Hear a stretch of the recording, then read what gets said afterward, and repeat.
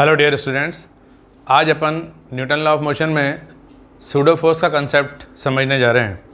तो देखो क्या है कि न्यूटन्स लॉज जो हैं वो सिर्फ अनएक्सेलरेटेड रेफरेंस फ्रेम में वैलिड हैं। अनएक्सेलरेटेड जिसका एक्सेलरेशन 0 हो, और ऐसी रेफरेंस फ्रेम को हम इनर्शियल रेफरेंस फ्रेम कहते हैं जिसमें ये लॉज ऑफ इनर्शिया एप्लीकेबल होते हैं। तो point number 1, Newton's laws of motion are applicable only in inertial, that is unaccelerated reference frames. अब रेफरेंस फ्रेम क्या होता है? तो जो ऑब्जर्वर एक ब्लॉक को या एक ऑब्जेक्ट को ऑब्जर्व कर रहा है और उसका एक्सेलरेशन देख रहा है, उस पर लगने वाले फोर्सेस को देख रहा है और न्यूटन लॉ लगाने वाला है, उस ऑब्जर्वर के साथ x axis y axis attach कर दो। उस ऑब्जर्वर को अपन उस कार्टेशियन एक्सिस सिस्टम के ओरिजिन पर फिक्स कर दो कि अगर वो आदमी भाग रहा है तो वो रेफरेंस फ्रेम भी उसके साथ में भाग रही है, ठीक है ना। तो इनर्शियल रेफरेंस फ्रेम में ये लॉज ऑफ इनर्शिया, ये क्या है? लॉज ऑफ इनर्शिया, तीनों लॉ ये एप्लीकेबल होते हैं only in unaccelerated inertial reference frame. And to make these Newton's laws of motion applicable in non-inertial reference frames, that is accelerated reference frames, an imaginary or pseudo force is applied. Pseudo force, इसको मैं short में PS लिखूंगा। Pseudo force is applied on each object.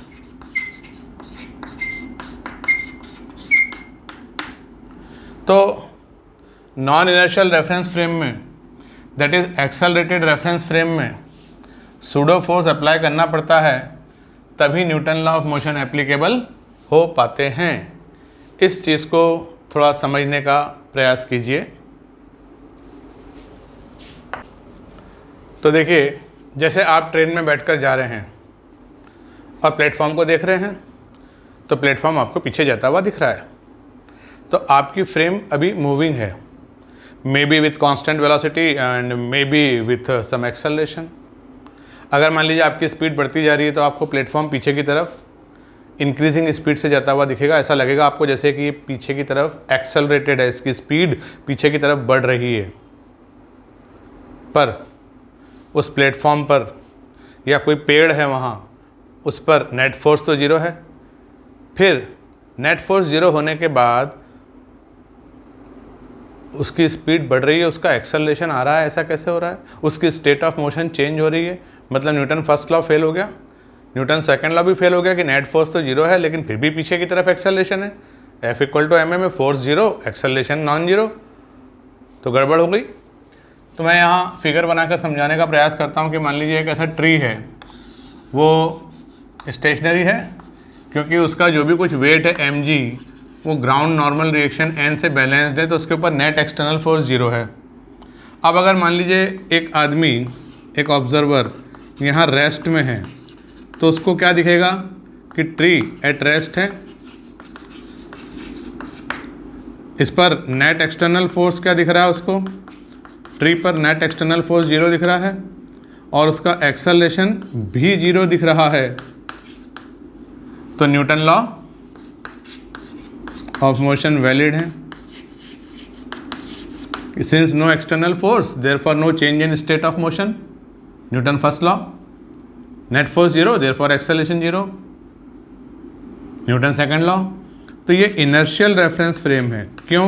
क्योंकि ये accelerated नहीं है, ये inertial reference frame है, इसमें न्यूटन लॉ वैलिड है। अब दूसरा केस देखिए, ये पेड़ है, स्टेशनरी है, इस पर नेट फोर्स 0 है, इसका वेट जो है वो normal reaction by the ground n से बैलेंस्ड है, और जो ऑब्जर्वर है अब वो कांस्टेंट वेलोसिटी से चल रहा है, वो ऑब्जर्वर जो है कांस्टेंट वेलोसिटी v जो है वो constant in magnitude as well as direction, constant velocity से इधर चल रहा है। तो उसको कैसा दिखेगा? Tree is observed moving in opposite direction with constant velocity, दिखेगा। अब उसने कहा कि भाई मुझे दिख रहा है कि इस पर नेट एक्सटर्नल फोर्स 0 है और इसकी वेलोसिटी पीछे की तरफ, इसकी वेलोसिटी पीछे की तरफ कांस्टेंट है, इसलिए इसका एक्सेलरेशन भी 0 है। तो मेरा न्यूटन सेकंड लॉ भी एप्लीकेबल हो गया। नेट फोर्स 0 तो एक्सेलरेशन 0। न्यूटन फर्स्ट लॉ क्या कहता है? नेट फोर्स अगर 0 है तो स्टेट ऑफ मोशन अनअफेक्टेड रहेगी, जिस वेलोसिटी से जा रहा है उसी वेलोसिटी से जाता हुआ दिखेगा। तो इसमें Newton law of motion valid है, और ये भी एक इनर्शियल रेफरेंस फ्रेम है, क्योंकि इसमें laws of inertia by given by Newton are applicable, क्योंकि ये अनएक्सेलरेटेड है।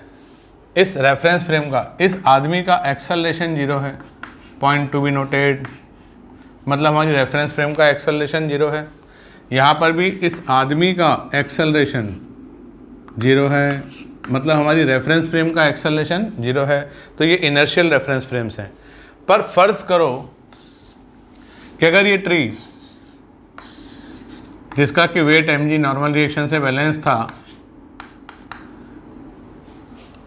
एक ऐसे ऑब्जर्वर के द्वारा देखा जा रहा है जिसकी वेलोसिटी v इस डायरेक्शन में इंक्रीजिंग है, तो इसका एक्सेलरेशन कुछ है पॉजिटिव, इस डायरेक्शन में स्पीड बढ़ रही है। तो उसको ये ट्री कैसा दिखेगा? उसको ये ट्री पीछे की तरफ इंक्रीजिंग स्पीड से जाता हुआ दिखेगा, मतलब ट्री अब एक्सेलरेटेड दिख रहा है।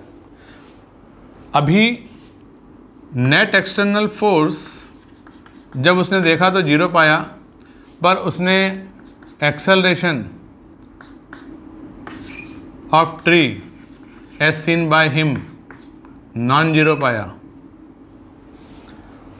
तो दोनों लॉ की बात करें, अपन न्यूटन फर्स्ट लॉ की बात करें, तो उसमें क्या कहा गया कि if net external force is 0 state of motion is unaltered but state of motion is changing. तो न्यूटन फर्स्ट लॉ फेल हो गया, एंड न्यूटन सेकंड लॉ तो फेल ही है। F equal to M a में मास कांस्टेंट है, तो F equal to M a होगा, तो F 0 तो A भी 0 होना चाहिए, वो भी फेल हो गया। तो हम ये कहेंगे कि Newton law of motion are not valid.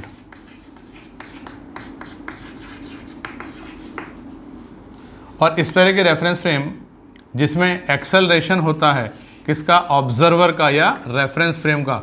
Observer के साथ ही रेफरेंस फ्रेम अटैच्ड है मेरे भाई, ये ध्यान रखना, ये ऑब्जर्वर के साथ ही हमारी रेफरेंस फ्रेम अटैच्ड है। ये y एक्सिस है, ये x एक्सिस है, ठीक है ना। तो ये कहलाती है नॉन इनर्शियल रेफरेंस फ्रेम, मतलब इसमें लॉज ऑफ इनर्शिया एप्लीकेबल नहीं है, Newton's laws of inertia applicable नहीं है। तो न्यूटन ने अपनी मोटी सी बुकलेट में न्यूटन लॉ के बारे में डिटेल में डिस्क्राइब किया, लेकिन हम उसका थोड़ा सा 2-4 लाइन लिखकर उसी को समझ लेते हैं कि बस इतना ही न्यूटन ने कहा। ऐसा नहीं है, इसलिए हम उसको पूरी तरह से समझ भी नहीं पाते हैं। और ज्ञानी लोग अपने इंडिया में तो ये कह देते हैं कि Newton second law is general law and Newton first law and third law can be derived from Newton second law. तो ऐसा नहीं है। फिर सुन लो, Newton's laws are fundamental in nature, that is they can not be derived from any other law, they are based on observation, ठीक है ना। तो न्यूटन के तीनों लॉज सिर्फ और सिर्फ इनर्शियल अनएक्सेलरेटेड रेफरेंस फ्रेम में ही एप्लीकेबल होते हैं। पर मान लीजिए कि केस ये है कि मुझे अभी इस पे न्यूटन लॉ लगाने की इच्छा है, तो मैं क्या करूं? तो पीछे की तरफ इसका एक्सेलरेशन आ रहा है, ट्री का एक्सेलरेशन क्या कहेंगे हम, tree has acceleration in backward direction,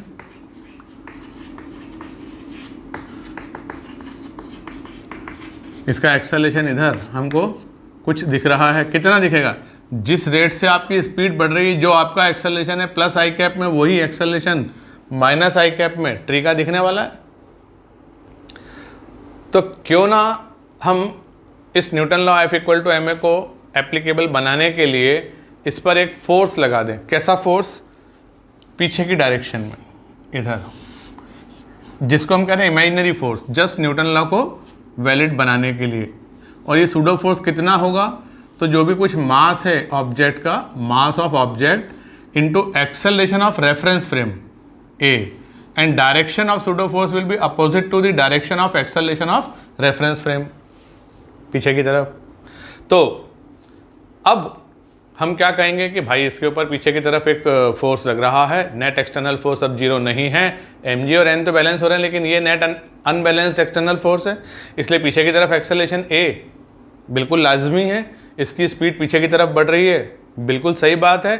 F equal to ma लग रहा है क्या, हाँ, एक्सटर्नल फोर्स है ma और इसका एक्सेलरेशन भी पीछे की तरफ है a, तो न्यूटन सेकेंड लॉ भी एप्लीकेबल है। तो इस तरह से हम न्यूटन सेकेंड लॉ को हम नॉन इनर्शियल रेफरेंस फ्रेम में एप्लीकेबल बना सकते हैं, और उसके लिए एक इमेजिनरी छद्म बल सूडो फोर्स लगा के हम कैलकुलेशंस करते हैं। एक्चुअली ये फोर्स होता नहीं है, ये फोर्स होता नहीं, जैसे सर्कुलर मोशन में आपने सुना होगा सेंट्रीफ्यूगल फोर्स, वो यही सूडो फोर्स है, वो होता नहीं है, वो हम कैलकुलेशन के लिए, एनालिसिस के लिए लगा देते हैं, जिससे कि सिंपल तरीके से हम आंसर तक पहुंच पाएँ। तो सूडो फोर्स को मैं कैसे डिफाइन करूं, तो उसके लिए मुझे इस बोर्ड को क्लीन करना पड़ेगा।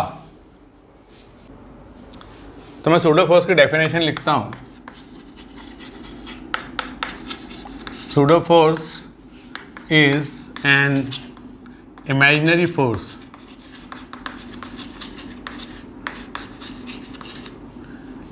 applied on an object to make Newton's laws of motion applicable in non-inertial मतलब accelerated reference frames. Its magnitude is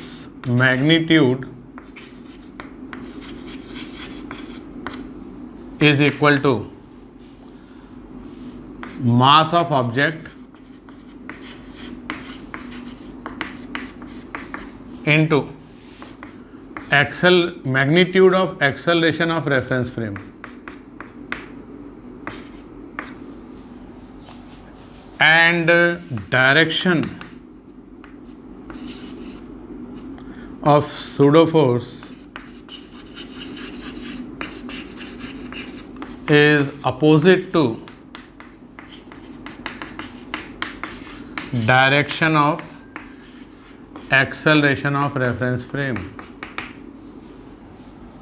मतलब मैथमेटिकली मैं लिखूं तो लिखूंगा pseudo force applied in vector form is minus mass of object into acceleration of reference frame in vector form. ऐसा ये pseudo force का expression आ गया। अभी आपने देखा था कि अगर ऑब्जेक्ट यानी हमारी रेफरेंस फ्रेम का एक्सेलरेशन इधर a है, तो इस ऑब्जेक्ट पर जितने भी ऑब्जेक्ट आप एनालाइज करोगे ना, आपकी केस स्टडी में 1 2 3 4 ब्लॉक हैं, सबके ऊपर लगाना है, उनके मासेस पकड़ लेना जो भी हो m1 m2 m3, और उस पर एक additional force imaginary force pseudo force m into a ऐसा opposite to the direction of acceleration of reference frame लगा देना। ठीक है, ये है सूडो फोर्स की कहानी। तो न्यूटन लॉ वैलिड हो जाएंगे। तो कई बार एनालिसिस के दौरान ग्राउंड रेफरेंस फ्रेम में क्वेश्चन को सॉल्व करना आसान होता है और फर्स्ट चॉइस भी वही होना चाहिए, पर अगर ग्राउंड रेफरेंस फ्रेम में क्वेश्चन को सॉल्व करना डिफ़िकल्ट जा रहा हो तो फिर अपने को एक सूडो फोर्स लगा के नॉन इनर्शियल रेफरेंस फ्रेम में जाकर काम करना पड़ेगा। जैसे कि उदाहरण के तौर पर एक लिफ्ट है और इस लिफ्ट की सीलिंग से एक ब्लॉक मास m का ऐसा स्ट्रिंग से हैंगिंग है और ये लिफ्ट ऊपर जा रही है। Acceleration of lift in ground frame upward direction में a है, ठीक है ना, ऊपर की तरफ इसकी स्पीड बढ़ रही है। तो find tension in the string, ऐसा है क्वेश्चन। तो अगर मैं इसको ग्राउंड रेफरेंस फ्रेम में देखूं, मतलब ग्राउंड पर खड़ा हुआ एक स्टेशनरी ऑब्जर्वर यहाँ से इस ब्लॉक को देख रहा है, तो कैसा देखेगा कि ये ऊपर की तरफ इंक्रीजिंग स्पीड एक्सेलरेशन a से जा रहा है। तो उसने बनाया FBD, न्यूटन लॉ लगाने वाला है वो, और इस ब्लॉक पर लगने वाले फोर्सेस, सबसे पहले तो उसका वेट mg और ऊपर से टेंशन T, ऐसा लग रहा है। और ये तो कॉज है, इसका इफेक्ट क्या हुआ? इसका इफेक्ट ये हुआ कि ये ऊपर की तरफ a एक्सेलरेशन से जाता हुआ दिख रहा है, मतलब T इक्वल टू mg तो नहीं है, T is greater than mg है, तभी तो नेट फोर्स अपवर्ड है, तभी तो एक्सेलरेशन अपवर्ड है। तो हम क्या लिखेंगे? Sigma Fy is equal to ma, मतलब T minus mg net force upward T J cap minus mg J cap is equal to mass into ay कितना है? एक्सेलरेशन a है, तो T कितना आया? m into ji plus a. Tension is greater than mg, that's why net force is upward and it is accelerated upwards. अब इसको मैं ground reference frame की बजाय, इस ऑब्जर्वर की निगाह से देखने की बजाय क्या करूं कि लिफ्ट में ही खड़ा हो जाऊं ऑब्जर्वर बन के यहाँ, और मैं स्वयं भी लिफ्ट के साथ ऊपर जा रहा हूँ। अब ये ब्लॉक मुझे दिख रहा है, मैंने टेंशन T निकालने के लिए इसका FBD बनाया। तो कैसा बनेगा कि एक तो ग्रेविटी इस पर mg नीचे लग रही है, एक टेंशन T ऊपर लग रहा है, और इसको ये कैसा दिख रहा है? लिफ्ट रेफरेंस फ्रेम में इसको ये स्टेशनरी दिख रहा है, इसकी इससे डिस्टेंस बिल्कुल कांस्टेंट है, ये ऊपर नीचे जाता हुआ नहीं दिख रहा, तो ये इक्विलिब्रियम में दिख रहा है।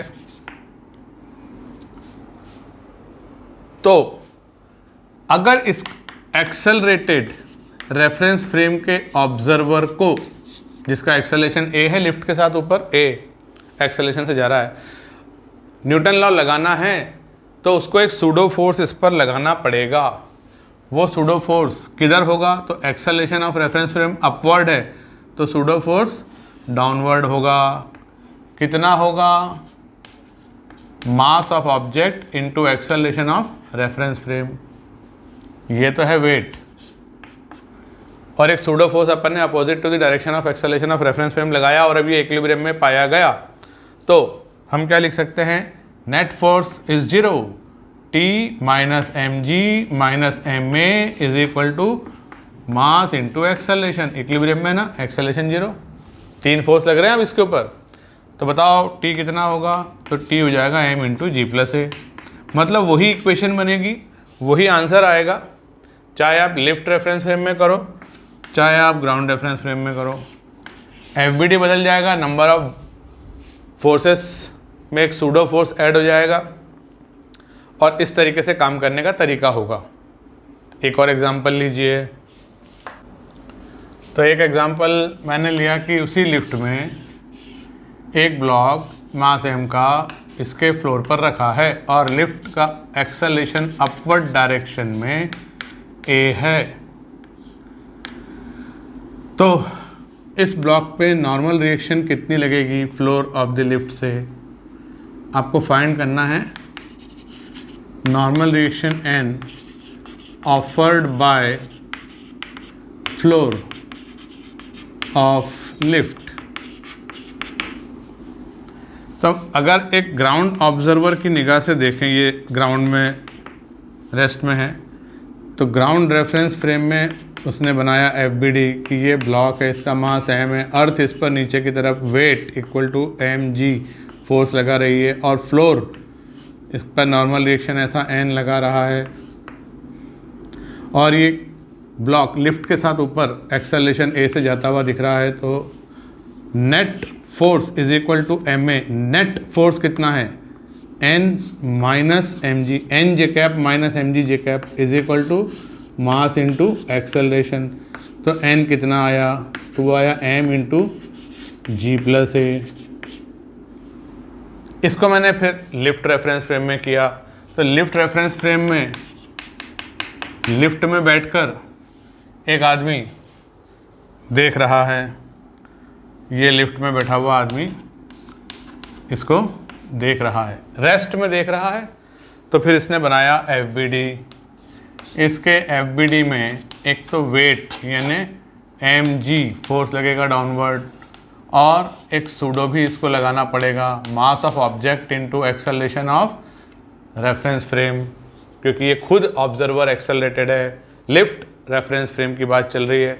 और एक लगेगा नॉर्मल रिएक्शन, नॉर्मल रिएक्शन भी लगा दो, ये अपवर्ड लगेगा। नॉर्मल रिएक्शन किधर लगता है इसके ऊपर मैं काफ़ी डिटेल में बताऊंगा आपको।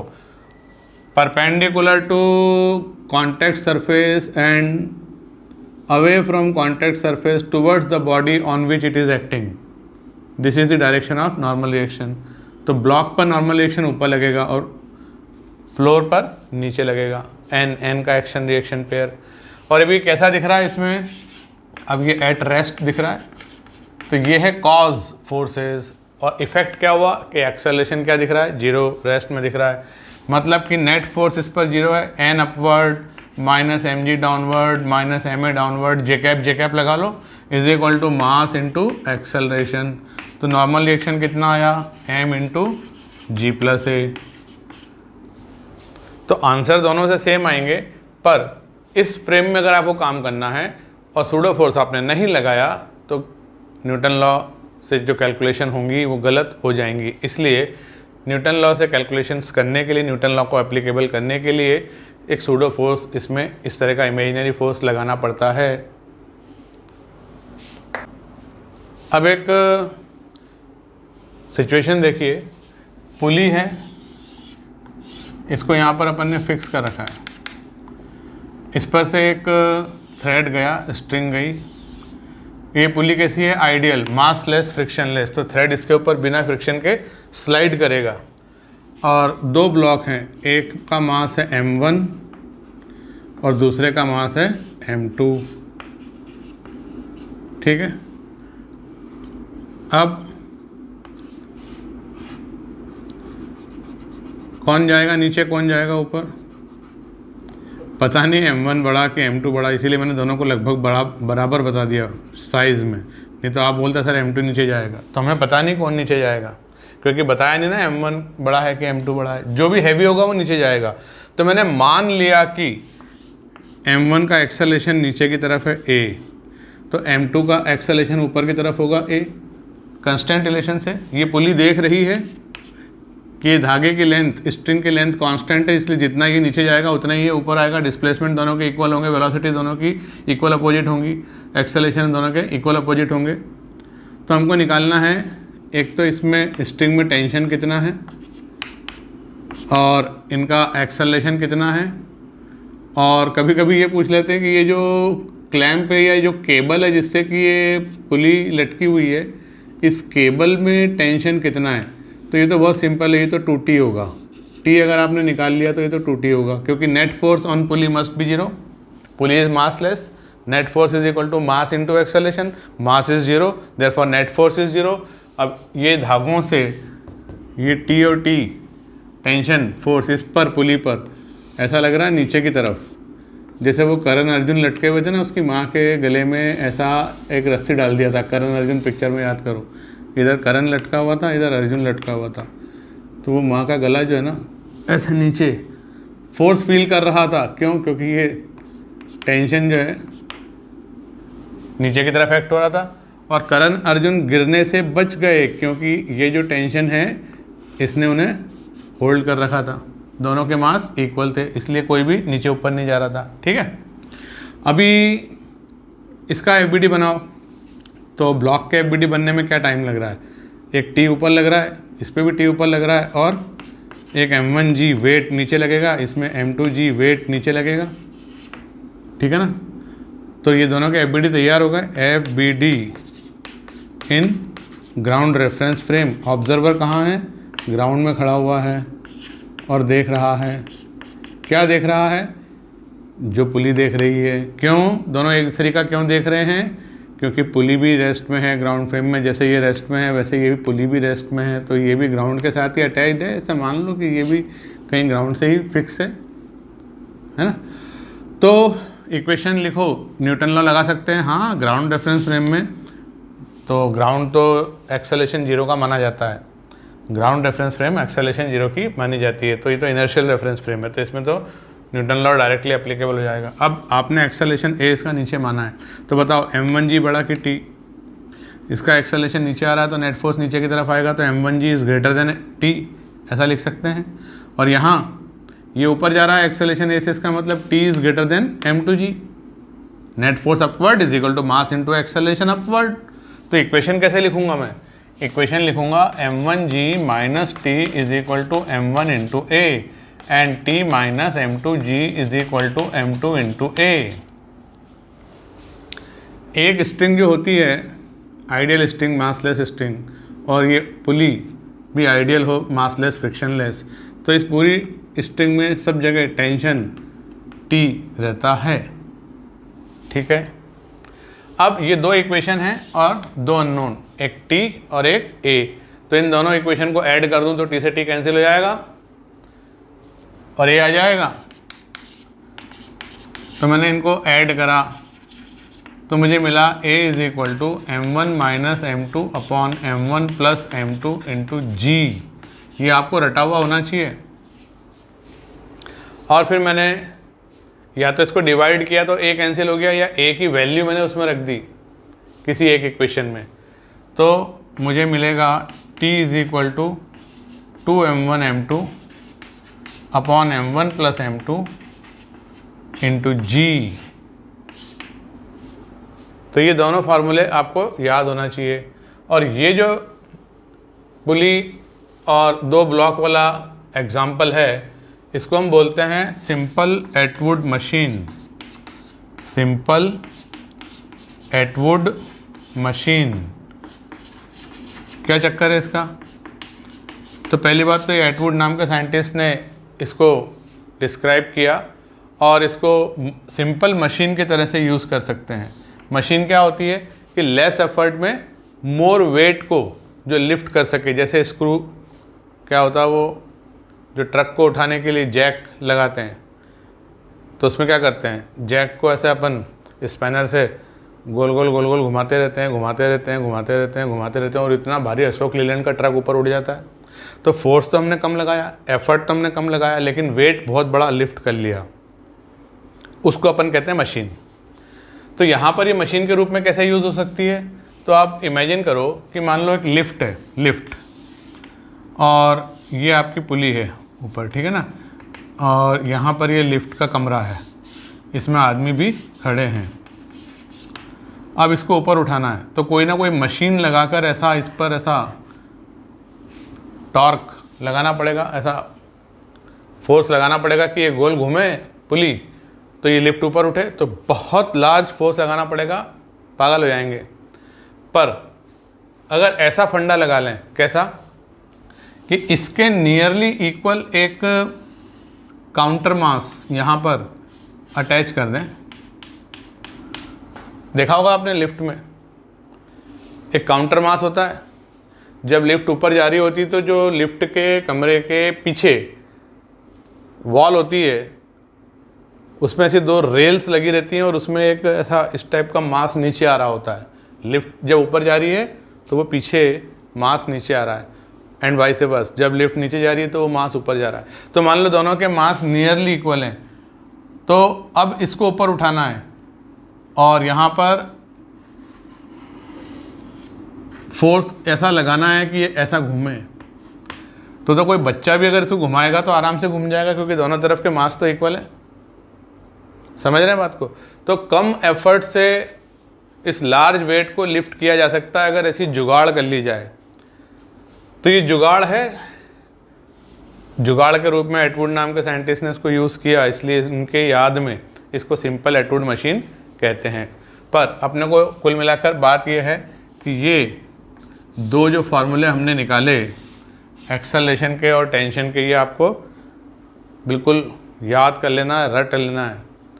और केबल में टेंशन कितना होता है उसका एक्सप्रेशन याद नहीं करना है, इसका डबल होता है, बात खत्म। जनरली आपको स्ट्रिंग में टेंशन पूछेंगे टी, ना कि केबल में, पर कभी पूछ लें तो आपको पता होना चाहिए। आगे बढ़ें। यही क्वेश्चन मान लो कि एक्सेलरेटेड फ्रेम में होता, मान लो कि यही सिंपल एटवुड मशीन वाला जो सिस्टम है, यहाँ लिफ्ट में सीलिंग से हैंगिंग है, this system is hanging from the ceiling of lift.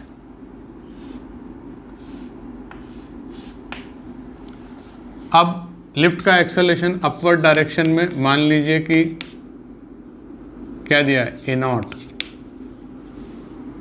Upward direction में। अब आपको टेंशन टी निकालना है और ground frame acceleration of the blocks निकालना है। क्या करना है, tension T and ground frame एक्सेलरेशंस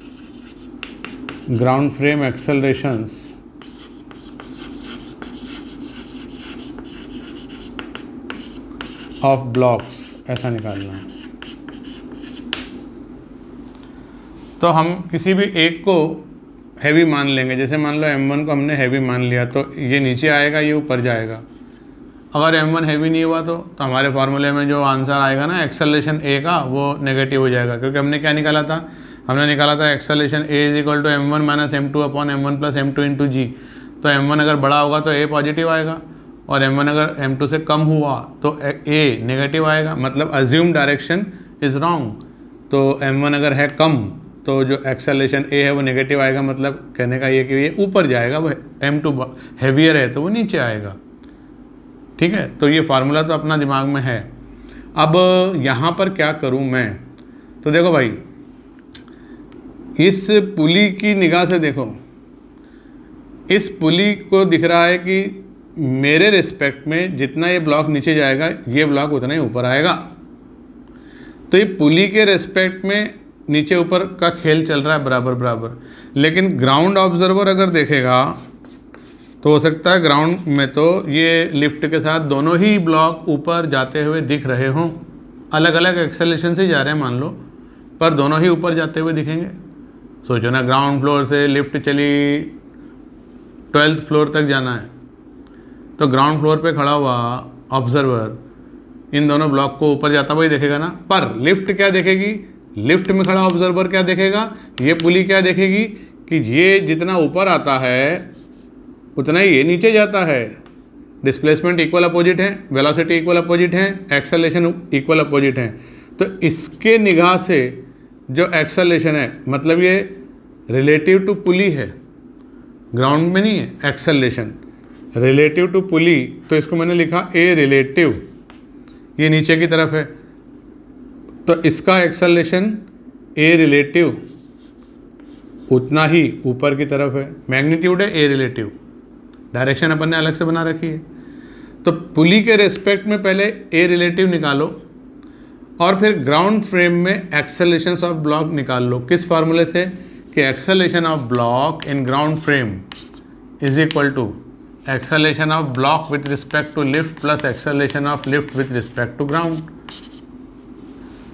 तो acceleration of lift with respect to ground तो आपको पता है, plus A naught J cap है, अपवर्ड पॉजिटिव लें तो।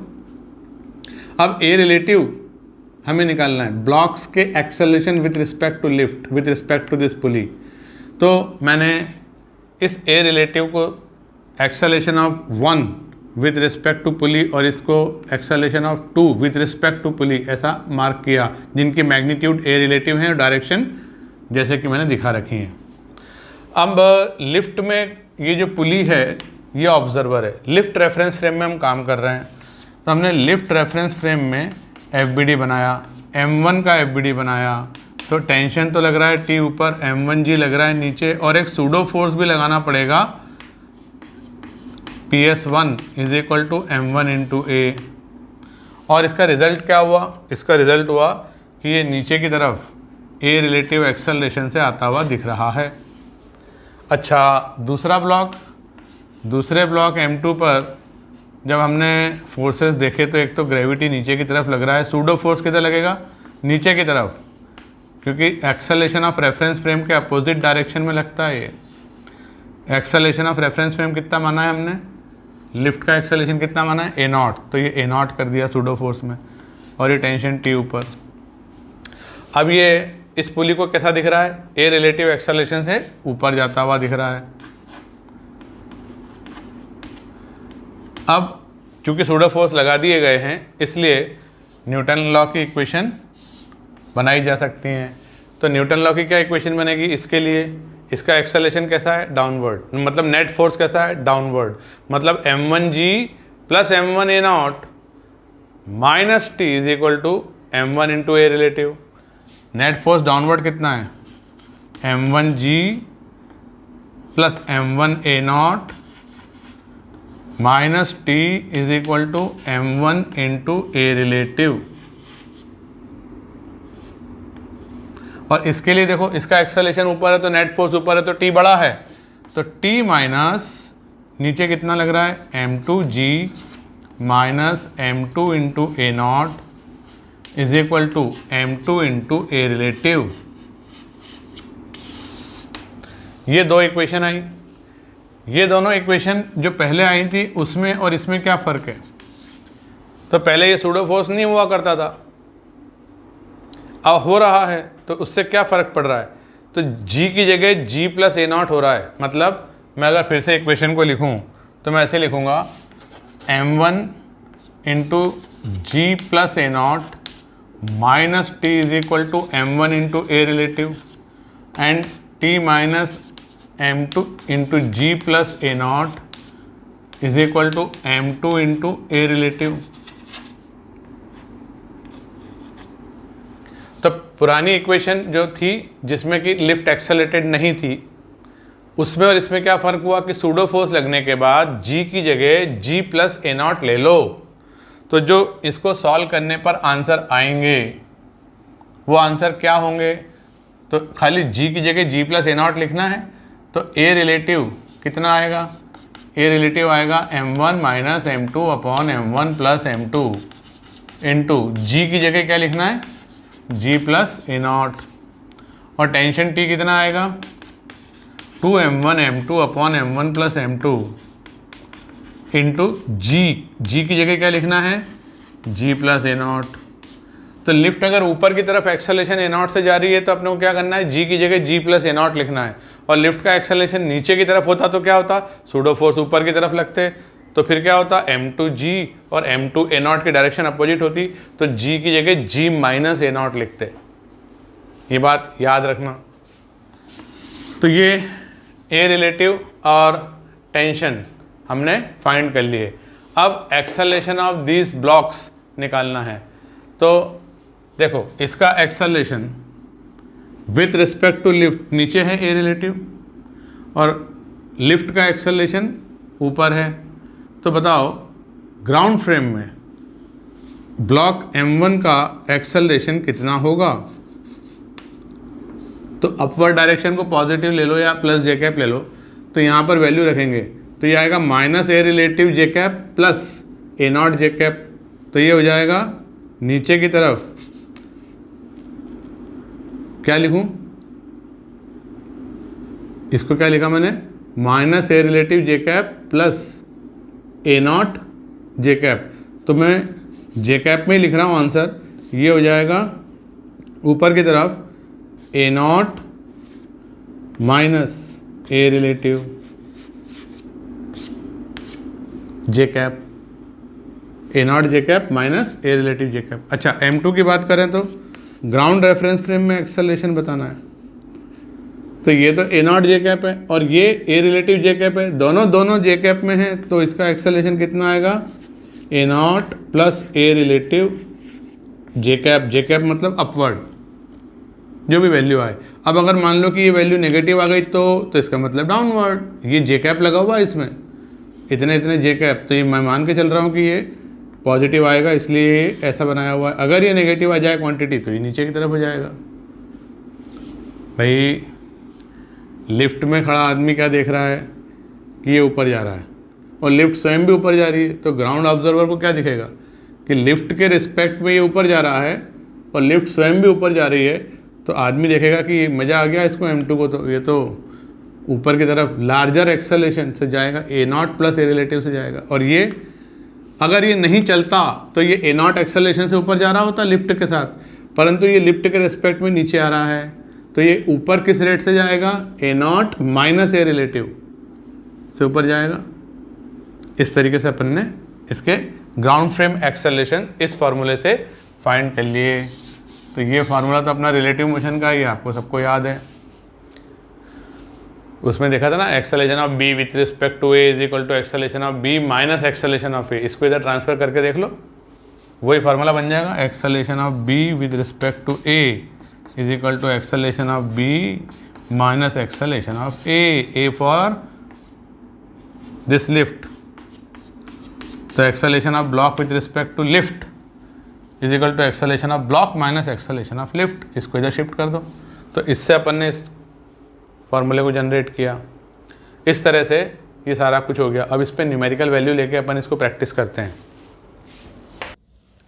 तो अपन एक सिंपल केस लेते हैं पहले कि ये पुली जो है ना कोई लिफ्ट विफ्ट में नहीं है, ग्राउंड फ्रेम में है, ये स्टेशनरी, और इधर एक ब्लॉक है 3 kg का, इधर एक ब्लॉक है 2 kg का।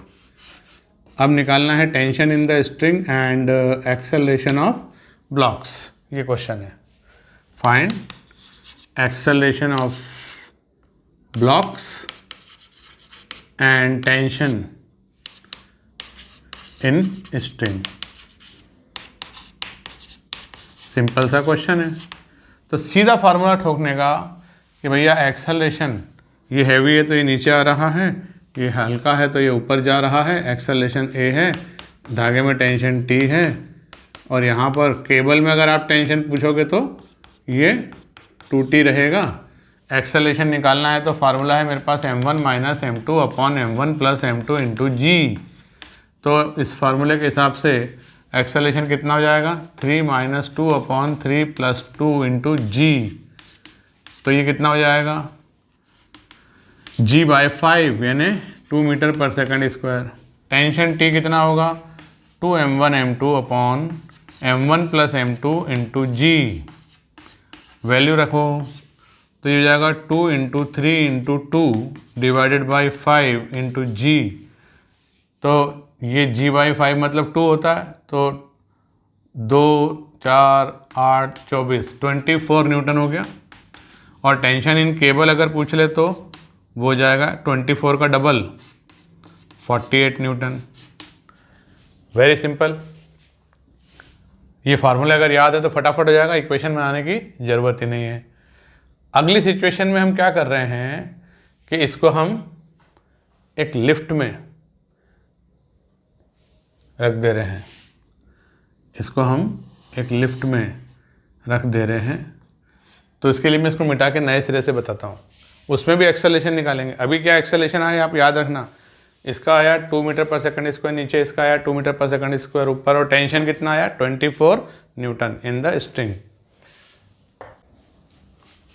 तो लिफ्ट की सीलिंग से ये सिस्टम हैंगिंग है, इधर 3 kg और इधर 2 kg ब्लॉक है, और ये लिफ्ट का एक्सेलरेशन अपवर्ड डायरेक्शन में कुछ मान लो, मान लिया मैंने कितना 1 मीटर पर सेकंड स्क्वायर।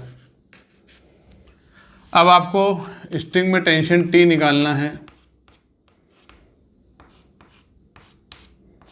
और इनके ग्राउंड फ्रेम एक्सेलरेशन निकालना है। तो मैं क्या मानूंगा कि ये हैवी है तो ये पुली देख रही है, और क्या देख रही है कि ये हैवी वाला नीचे जा रहा है relative to pulley, relative to lift. Block का acceleration relative to lift, A relative नीचे है और इसका एक्सेलरेशन ए रिलेटिव ऊपर है। ठीक है, तो लिफ्ट फ्रेम में हम काम कर रहे हैं, लिफ्ट रेफरेंस फ्रेम में हम काम कर रहे हैं। तो हमने FBD बनाया, तो M1 का FBD कैसा बनेगा 3 kg का, कि इस पर एक तो 3G वेट लगेगा और एक सूडो लगेगा 3 इंटू 2, इसको ऐसे 3 इंटू 1 ऐसे लिखते हैं MA, ठीक है ना। और एक टेंशन लगेगा T, और 2 kg ब्लॉक पर नीचे लगेगा वेट 2G, और सूडो भी नीचे की तरफ 2 इंटू 1 और ऊपर की तरफ टेंशन T। ये बनेंगे FBD, लिफ्ट रेफरेंस फ्रेम में। अब आपको निकालना है इक्वेशन बनाकर एक्सेलरेशन एंड टेंशन T। तो अपन ने जो इक्वेशन बनाई थी याद है क्या है कि ये कैसा दिख रहा है, इस पुली को लिफ्ट रेफरेंस फ्रेम में ये नीचे जाता हुआ दिख रहा है, इसका एक्सेलरेशन नीचे है A रिलेटिव, और इसका एक्सेलरेशन ऊपर है A रिलेटिव। तो इक्वेशन क्या बनेगी, इक्वेशन बनेगी, बनाने की ज़रूरत है क्या? हाँ बता रहा हूँ लेकिन ज़रूरत नहीं है, तो इसकी इक्वेशन बनाता हूँ। ये नीचे जा रहा है ना, तो 3 into ji plus 3 into 1 minus T is equal to 3 into A relative. और उसके लिए नेट फोर्स अपवर्ड है, ऊपर की तरफ ज़्यादा फोर्स है, टी बड़ा है, T minus 2 into G minus 2 into 1 is equal to 2 into A relative. ये दो इक्वेशन हैं, दो अननोन हैं। जब आप सॉल्व करोगे तो ये इक्वेशन अगर वो पूछे तो बनाने के लिए मैंने बता दिया, वरना डायरेक्ट आप तो फार्मूला लगाना और आंसर लाना। कैसे कि A relative is equal to m1 minus m2 upon m1 plus m2 into ji plus A. G plus A मतलब 10 प्लस 1, तो ये कितना हो गया 11 अपॉन 5। अच्छा टेंशन कितना आएगा, टेंशन आएगा 2m1 m2 upon m1 plus m2 into ji plus A मतलब 10 प्लस 1। तो ये कितना हो जाएगा 2 दूनी 4, तो ये 12 इंटू 11, 12 इंटू 11 कितना होगा,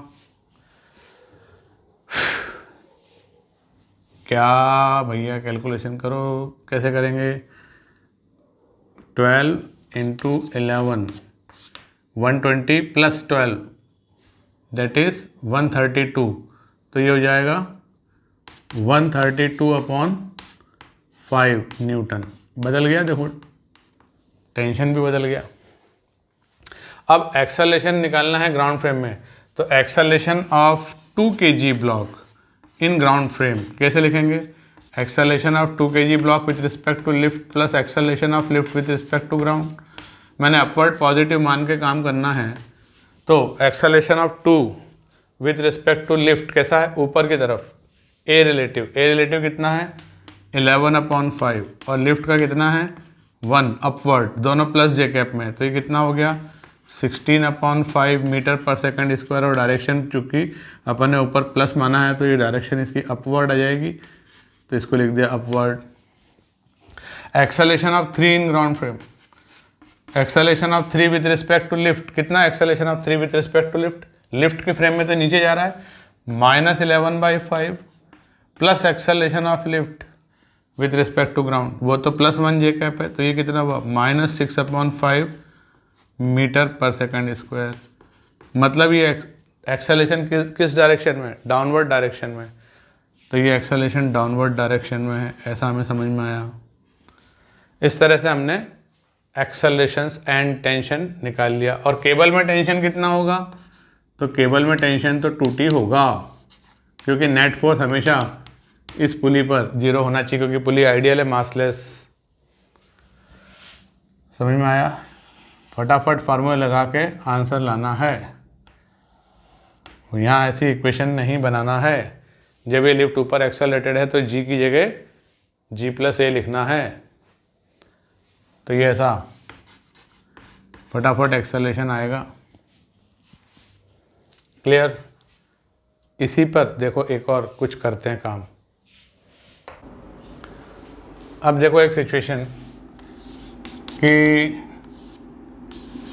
वही ब्लॉक्स हैं, नहीं एक ब्लॉक है 2 kg का और सब रेस्ट में है, कोई लिफ्ट नहीं है। इधर अपन ने 3 kg ब्लॉक लटकाने की बजाय 30 न्यूटन का फोर्स लगा दिया।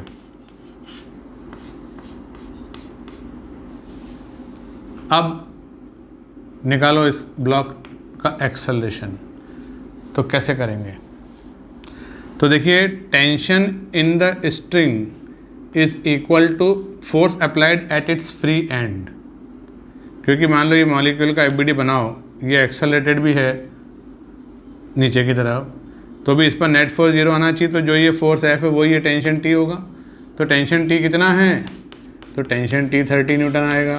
फिर इसका एफबीडी बनाएंगे तो इस पर टेंशन टी ऊपर लग रहा है 30 न्यूटन और इसका वेट नीचे लग रहा है 2g और ये ऊपर जा रहा है एक्सेलरेशन ए से। तो एक्सेलरेशन कितना आ जाएगा? तो हम लिखेंगे 30 minus 2g is equal to 2 into A. मतलब ये कितना हुआ? 30 माइनस 20 10/2 मतलब एक्सेलरेशन आ गया 5 metre per second square upward. तो ये फोर्स पहले यहाँ पे 3 kg का ब्लॉक लगा हुआ था, तब एक्सेलरेशन कितना आ रहा था? तब एक्सेलरेशन आ रहा था 3 minus 2/3 plus 2 into G, that is only 2 metre per second square, है ना।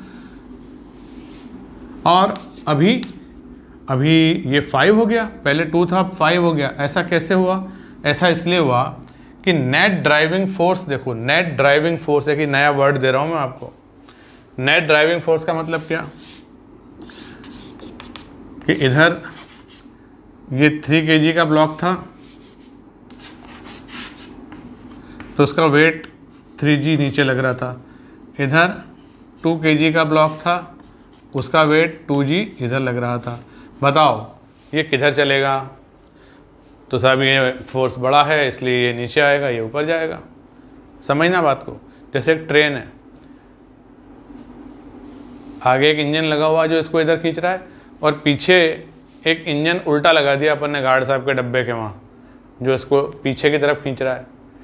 तो मान लीजिए कि आगे वाले इंजन का फोर्स ज़्यादा है 30 न्यूटन और पीछे वाले इंजन का फोर्स कम है 20 न्यूटन। तो ये ट्रेन किधर चलेगी?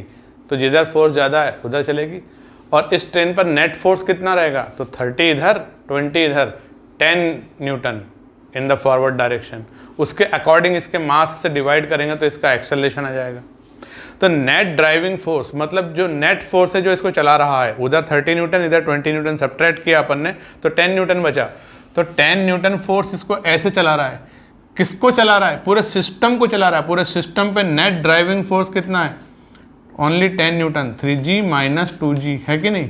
और वो इस पूरे सिस्टम को जिसका कि मास 5 है उसको एक्सेलरेशन a दे रहा है। तो a कितना आएगा? 2। लेकिन यहाँ क्या है? पूरे सिस्टम का मास कितना है? Only 2 kg। और नेट ड्राइविंग फोर्स कितना है? तो इधर 30 लग रहा है, हम लगा रहे हैं कोई एजेंसी से, और इधर इसके वेट के कारण उल्टा डायरेक्शन में 2g लग रहा है। तो नेट फोर्स है 10 न्यूटन, लेकिन total mass of the system to be accelerated कितना है? ओनली 2। तो net force 10 newton is equal to mass into acceleration. ऐसा करा तो एक्सेलरेशन कितना आ गया? 5। ये मनी मन सोचने वाली बात है, ये कोई मेथड नहीं है। न्यूटन ने ऐसा कुछ नहीं बताया था, लेकिन अपन बच्चे हैं तो अपन फील करें उसको, फटाफट सॉल्व करें उसको। तो एक नेट ड्राइविंग फोर्स का मैंने कंसेप्ट आपको दिया। चलिए और देखते हैं। अब देखिए वही सिस्टम है, लिफ्ट में हैंगिंग है। इधर 2 kg का ब्लॉक है और इधर इस तरह से अपन 30 न्यूटन का फोर्स लगा रहे हैं। कैसे लगा रहे हैं? तो कुछ भी जुगाड़ हो सकती है। यहाँ पे कोई आयरन का पीस होगा छोटा सा, यहाँ पर बहुत ही छोटा पार्टिकल, और यहाँ पे मैग्नेट है, या कुछ भी जुगाड़ से अपन 30 न्यूटन फोर्स लगा रहे हैं, ये समझ लो। और ये लिफ्ट ऊपर की तरफ एक्सेलरेटेड है, इसका एक्सेलरेशन मान लीजिए 1 मीटर पर सेकंड स्क्वायर है। अब आपको इसमें टेंशन टी निकालना है और एक्सेलरेशन ऑफ ब्लॉक निकालना है। बताओ क्या करेंगे? तो देखो भैया, इस मॉलिक्यूल का एफबीडी बनाओ। ये चूँकि मास लेस है इसलिए इस पर नेट फोर्स 0 होना चाहिए। तो जो 30 नीचे लग रहा है टी भी उतना ही हो जाएगा, 30 हो जाएगा। अब ग्राउंड फ्रेम में एक्सेलरेशन निकालना है 2 का एक्सेलरेशन ग्राउंड फ्रेम में निकालना है। तो मैंने ग्राउंड रेफरेंस फ्रेम में ही 2 kg ब्लॉक का एफबीडी बना दिया। तो कितने फोर्स लग रहे हैं उस पर? एक तो टी लग रहा है ऊपर, एक उसका वेट लग रहा है 2g नीचे। और ग्राउंड रेफरेंस फ्रेम में चूँकि मैं काम कर रहा हूँ जो कि एक्सेलरेटेड नहीं है, इसलिए सूडो नहीं लगाऊंगा। तो ये मुझे ऊपर जाता हुआ दिख रहा है, acceleration of 2 kg block in ground frame. Ground observer देख रहा है कि वो इस एक्सेलरेशन से ऊपर जाता हुआ दिख रहा है। तो बताओ क्या बनाएगा वो equation, t minus 2g is equal to 2 into a2g। अब t कितना है, t है 30, तो यहाँ 30 रखेगा तो इससे a2g कितना आएगा, 30 minus 20 equal to 10 divided by 2, ये 5 metre per second square upward आ गया। ये जादू हो रहा है इससे कि टेंशन अभी भी 30 न्यूटन ही है। अब मान लो इसी को वो लिफ्ट रेफरेंस फ्रेम में करता, लिफ्ट में खड़ा हो जा भाई, लिफ्ट रेफरेंस फ्रेम की बात करते हैं। तो लिफ्ट रेफरेंस फ्रेम में जब एफबीडी बनाएगा, मतलब ये पुली देख रही है, पुली क्या देख रही है कि इस 2 kg ब्लॉक का एक्सेलरेशन ऊपर की तरफ, acceleration of 2 with respect to pulley या लिफ्ट ऐसा है। ये पुली इसको ऊपर इस एक्सेलरेशन से आता हुआ देख रही है। तो एफबीडी में क्या बनेगा, सूडो लगा के एफबीडी बनेगा। सूडो कितना होगा, 2 इंटू 1, और एक है टेंशन T, और इसको ये देख रही है ऊपर acceleration of 2 with respect to lift से आ रहा है। तो net force upward is equal to ma करेंगे। तो मैंने लिखा नेट फोर्स कितना है, T minus 2 into ji plus 1 is equal to 2 into A2L। तो बताओ T की वैल्यू रखी 30 माइनस जी प्लस 1 यानी 11 टू ज़ 22 is equal to 2 into A2L। ये कितना बचा, 8 डिवाइडेड बाई 2, तो A2L कितना आया, 4 मीटर पर सेकंड स्क्वायर। अब ग्राउंड फ्रेम में अगर निकालना हो ब्लॉक का एक्सेलरेशन, तो हम क्या लिखेंगे, acceleration of block in lift frame plus acceleration of lift in ground frame. Upward positive लेके मैं लिख रहा हूँ, प्लस जे कैप ऊपर की तरफ लेके लिख रहा हूँ। Acceleration of 2 with respect to lift कितना है, +4, और लिफ्ट का +1, total 5 metre per second square. तो वही आंसर आया, चाहे ग्राउंड फ्रेम से करो चाहे लिफ्ट फ्रेम से करो, आंसर वही आएगा। तो ये सिचुएशन समझ में आ गई। नेक्स्ट अगली सिचुएशन देखिए, एक कार्ट है, कार्ट मतलब ऐसी एक गाड़ी है, हॉरिजॉन्टली वो एक्सेलरेशन ए से जा रही है। अब इसमें एक पेंडुलम लटका हुआ है, तो इक्विलिब्रियम में वो ऐसा पीछे यहाँ आकर एंगल थीटा बनाते हुए स्टेशनरी हो जाएगा। मान लो इसका मास, बॉब का मास m है और ये एंगल थीटा है। इस स्ट्रिंग में टेंशन T है। तो आपको फाइंड करना है tension T and theta in equilibrium.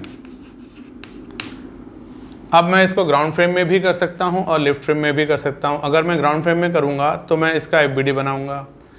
तो ग्राउंड फ्रेम में कैसा एफबीडी बनेगा, तो ग्राउंड रेफरेंस फ्रेम में मैंने एफबीडी बनाया कि ये जो बॉब है इस पर ऐसा टेंशन T लग रहा है जो कि वर्टिकल से एंगल थीटा पर है, ठीक है ना, वर्टिकल से एंगल थीटा पर है। और एक लग रहा है इसका वेट वर्टिकली डाउनवर्ड mg। बस सूडो तो लगाना नहीं है, ग्राउंड फ्रेम एक्सेलरेटेड नहीं है इसलिए सूडो नहीं लगाना है। अब ग्राउंड पर खड़ा हुआ ऑब्जर्वर कैसा देखेगा इसको, ग्राउंड पर बैठा हुआ ऑब्जर्वर कैसा देखेगा कि लिफ्ट, ये कार्ट के साथ एक्सेलरेशन ए से हॉरिजॉन्टली राइटवर्ड जा रहा है। तो इसने क्या ऑब्जर्व किया कि ये एक्सेलरेशन ए से ऐसा जा रहा है, तो नेट फोर्स कैसा होना चाहिए, horizontally rightward, vertically net force 0। तो मैं sigma Fy is equal to ma लिखूँ तो T cos थीटा जो है वो बैलेंस कर देगा इस mg को, इक्वेशन नंबर 1। और T sin थीटा जो है वो नेट अनबैलेंस हॉरिजॉन्टल फोर्स है जो कि इस मास m को एक्सेलरेशन a दे रहा है। ये दो इक्वेशन है, दो अननोन है, टी और ए, नहीं टी और थीटा। तो थीटा निकालना हो तो क्या करेंगे और टी निकालना है तो क्या करेंगे? तो थीटा निकालने के लिए तो डिवाइड कर दो, तो tan theta is equal to equation number 2 divided by equation number 1 A upon G, ऐसा आ जाएगा। और स्क्वायर करके ऐड करो, T square cos square theta plus T square sine square theta, मतलब T square is equal to M into G का square plus M into A का square. तो ये टी स्क्वायर आया, तो टी कितना आएगा? एम इंटू रूट ओवर जी square plus ए square. तो ये बॉब अगर सीधा लटका रहता, ये एक्सेलेरेशन 0 होता, तो धागे में टेंशन कितना होता? T equal to M G. लेकिन अभी ये एक्सेलेरेशन ए से जा रहा है, तो यहाँ पर एम जी की जगह क्या हो गया? एम अंडर रूट जी स्क्वायर प्लस ए स्क्वायर। तो हम कहते हैं कि ये जी इफेक्टिव है, मतलब कि इस फ्रेम में जब आप काम करोगे जाके, इस सिचुएशन को जब आप एनालाइज करोगे तो जी की जगह रूट ओवर जी स्क्वायर प्लस ए स्क्वायर ले लेना, जी इफेक्टिव कह दिया उसको, फालतू बातें। लिफ्ट रेफरेंस फ्रेम में अगर करें तो लिफ्ट रेफरेंस फ्रेम में करो, क्या दिखता है लिफ्ट रेफरेंस फ्रेम में? तो हमको ये पार्टिकल पर एक वर्टिकल से ऐसा tension T at an angle theta लगता हुआ दिखता है, और एक एम जी दिखता है डाउनवर्ड, और एक सूडो भी तो लगाना पड़ेगा। सूडो किधर लगेगा? Opposite to the direction of acceleration of reference frame. कितना लगेगा? Mass of object into acceleration of reference frame. तो अब ये बंदा देख रहा है लिफ्ट में बैठकर, तो इसको ये स्टेशनरी दिख रहा है, स्टेशनरी दिख रहा है। कैसा दिख रहा है? इक्विलिब्रियम में दिख रहा है। तो वर्टिकली नेट फोर्स 0, क्या लिखूंगा? T cos theta is equal to M G. Horizontally net force 0, मतलब राइटवर्ड कितना है? T sine theta. लेफ्टवर्ड कितना है? Pseudo, that is M A. तो ये दो इक्वेशन है और दो अननोन है, तो ये दोनों इक्वेशन वही तो हैं, बस कहने का तरीका बदल गया। यहाँ पे net force is equal to mass into acceleration, accelerated दिख रहा था, यहाँ पर इक्विलिब्रियम में दिख रहा है, तो नेट फोर्स 0 है। मतलब यहाँ लिखेंगे अपन T sine theta minus M A is equal to M into 0, और ऊपर वाली इक्वेशन लिखेंगे T cos theta minus M G net force upward is equal to M into 0। खैर, इन दोनों इक्वेशन को सॉल्व करोगे तो फिर आंसर वापस से यही आ जाएंगे, टेन थीटा इतना और टी इतना। ये सब सूडो फोर्स लगा के मैं क्वेश्चन को करके दिखा रहा हूँ कि सूडो फोर्स कैसे लगाते हैं, ग्राउंड फ्रेम में कैसे करते हैं, और लिफ्ट फ्रेम में या एक्सेलरेटेड फ्रेम में सूडो लगाकर कैसे क्वेश्चन करते हैं। ठीक है, अब इस लेक्चर का एक लास्ट क्वेश्चन ले रहा हूँ। बहुत कंसेप्चुअल है, थोड़ा टफ भी है। उसकी मैं जो स्टेप्स फॉलो करूँगा यहाँ, उसको ज़रा आप बारीकी से देखना। उसी तरह से अगर आप उन्हीं स्टेप्स को फॉलो करते हुए क्वेश्चन को सॉल्व करते हो तो वो आपसे सॉल्व हो जाएगा। और आपने रैंडमली उसमें पहलवानी करी तो वो क्वेश्चन सॉल्व नहीं होगा। तो मेथड पर ध्यान देना कि मैंने क्या स्टेप्स फॉलो करी, क्या बोल रहा हूँ मैं, उसको गौर से सुनना। मान लीजिए कि ये एक इंक्लाइन प्लेन है और इसका angle of inclination with horizontal 37 degree है। एक कार्ट है और इस कार्ट में एक पेंडुलम लटका हुआ है, और ये कार्ट ऊपर की तरफ acceleration 2 metre per second square से मोशन कर रही है, मूव कर रही है। तो बताओ इक्विलिब्रियम में स्ट्रिंग सीलिंग से कितना एंगल थीटा बनाएगी? आपको फाइंड करना है theta angle made by string in equilibrium with ceiling. ठीक है, तो इसमें दो बातें ध्यान रखना। बॉब का एफबीडी बनाना, forces along the incline and perpendicular to incline बताना, और टेंशन सबसे आखिरी में बनाना। तो टेंशन तो है इसमें, हाँ टेंशन तो है। तो देखिए क्या करा मैंने कि ये इंक्लाइन प्लेन है, यहाँ पर ये बॉब है, इस बॉब पर ग्रेविटी नाम का फोर्स mg नीचे लग रहा है, तो पर मुझे इसको नहीं बनाना है, इसको हटा दो। इसके कंपोनेंट्स बना दो, क्योंकि मुझे forces along the incline and perpendicular to incline बनाने की इच्छा है। तो हटा दिया mg, तो ऐसे s लिख देते हैं, तो वो मानते हैं हम कि हट गया। वो नहीं लग रहा। कौन लग रहा है? एक तो ये लग रहा है mg cos 37 और एक ही लग रहा है mg sin 37। कितनी वैल्यू होगी? तो ये हो जाएगा 4/5 यानी 0.8 इंटू जी मतलब 8, तो ये हो जाएगा 8m। और ये कितना हो जाएगा? तो ये हो जाएगा 6m। ये 3/5 होता है sin 37। अच्छा, एक तो लग गया ग्रेविटी। दूसरा, मैं लिफ्ट में बैठकर लिफ्ट रेफरेंस फ्रेम में इसको ऑब्जर्व कर रहा हूँ, तो मुझे ये रेस्ट में दिखेगा, ये फ़ायदा है। तो मुझे एक सूडो भी लगाना पड़ेगा। सूडो किधर लगेगा? नीचे की तरफ। तो सूडो मैंने लगाया। ये सूडो कितना है? मास into acceleration m into 2 acceleration of reference frame. तो 3 फोर्स इस पे मुझे शो करना है, एक तो ग्रेविटी, एक सूडो और एक टेंशन, और ये इक्विलिब्रियम में रहेगा। तो टेंशन में सबसे आखिरी में बनाऊंगा। मैंने ग्रेविटी और सूडो का रिजल्टेंट पहले निकालना है और उसके इक्वल अपोजिट में टेंशन लगा दूंगा तो वो इक्विलिब्रियम में आ जाएगा। ये कंसेप्ट है। तो बताओ इन दोनों का रिजल्टेंट कितना आएगा? तो मैंने फिर से एक फिगर बना ली। ये 37 डिग्री का एंगल है। इस बॉब पर इधर परपेंडिकुलर टू इंक्लाइन और अलोंग द इंक्लाइन कितना कितना फोर्स लग रहा है देखो ज़रा। तो इधर 8m लग रहा है और इधर 6m + 2m 8m लग रहा है। तो ये भी 8m और ये भी 8m। तो इसका रिजल्टेंट किधर आएगा? तो इसका रिजल्टेंट ऐसा आएगा, इससे 45 डिग्री के एंगल पर आएगा ना। कितना आएगा? 8√2m। अब इसके इक्वल अपोजिट आपको लगाना है टेंशन, तो हो जाएगा ये इक्विलिब्रियम में। तो टेंशन की वैल्यू कितनी होना चाहिए? 8√2m। और इसका एंगल इससे कितना है? 45 डिग्री। इस इंक्लाइन से इस स्ट्रिंग का, तो देखो ये स्ट्रिंग आगे बढ़कर आ रहे हैं अपन। इंक्लाइन से अगर ये 45 डिग्री बना रही है तो ये सीलिंग से भी 45 डिग्री बनाएगी, हाँ कि ना? इंक्लाइन से एंगल 45 डिग्री बन रहा है, इसके अपोजिट लगाया आपने, तो ये सीलिंग है यहाँ कार्ट की, तो सीलिंग से भी ये थीटा 45 डिग्री हो जाएगा। सिंपल। तो थीटा इज इक्वल टू क्या आ गया आंसर?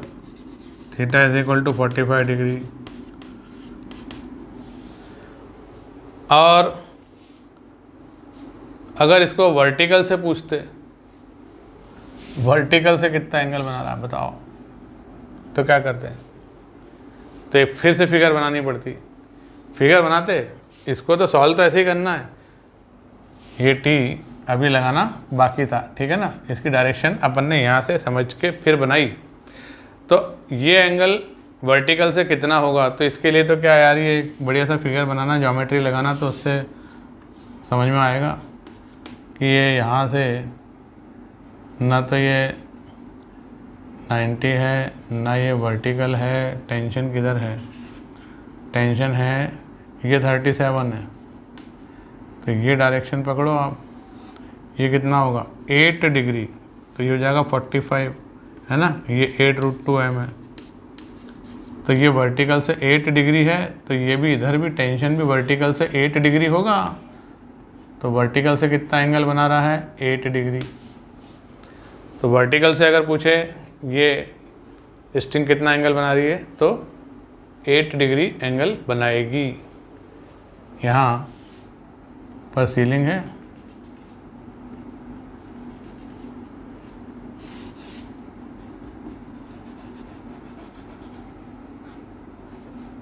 तो ये वर्टिकल लाइन होगी ऐसी, तो ये एंगल 8 डिग्री हो जाएगा, ये सीलिंग है। ये फिगर का ही खेल है भाई। ये एंगल जो है वही ये एंगल भी है, तो ये 8 है, तो ये भी 8 है। तो सीलिंग से तो 45 और वर्टिकल से ये वर्टिकल लाइन है, ये 8 डिग्री हो जाएगा, ये भी 8 डिग्री हो जाएगा। तो वर्टिकल से 8 डिग्री है ये वर्टिकल से ये एंगल 8 डिग्री है। ऐसा आंसर आ रहा हमारा। तो इसमें स्टेप क्या रखना है ध्यान कि भाई लिफ्ट में कार्ट में बैठ के काम करना है, कार्ट फ्रेम में सूडो भी लगेगा। अब 3 फोर्स लगेंगे, एक तो टेंशन, एक सूडो और एक ग्रेविटी। तो ग्रेविटी को पहले along the incline perpendicular to incline resolve कर लेना, फिर सूडो भी लगा देना, और फिर उन दोनों का रिजल्टेंट जो आए उसके इक्वल अपोजिट टेंशन टी को लगा देना। तो आपको एंगल वगैरह आराम से देखने को मिल जाएगा। इंक्लाइन प्लेन से एंगल फटाफट निकलेगा, फिर बाद में वही एंगल सीलिंग से भी होगा, क्योंकि सीलिंग जो है वो इंक्लाइन प्लेन के पैरेलल है। वर्टिकल से पूछे तो एक नया फिगर बना कर लेना। बस आज का लेक्चर अपन यहीं स्टॉप करते हैं, काफ़ी लंबा हो गया। नेक्स्ट क्लास में अपन सूडो फोर्स के क्वेश्चंस और देखेंगे। पहले हम नॉर्मल रिएक्शन पढ़ेंगे कि नॉर्मल रिएक्शन क्या होती है, कैसे उसको ड्रॉ किया जाता है अलग अलग सिचुएशन में। फिर नॉर्मल रिएक्शन बनाकर सूडो भी लगाकर क्वेश्चन सॉल्व करेंगे। ठीक है, थैंक यू वेरी मच।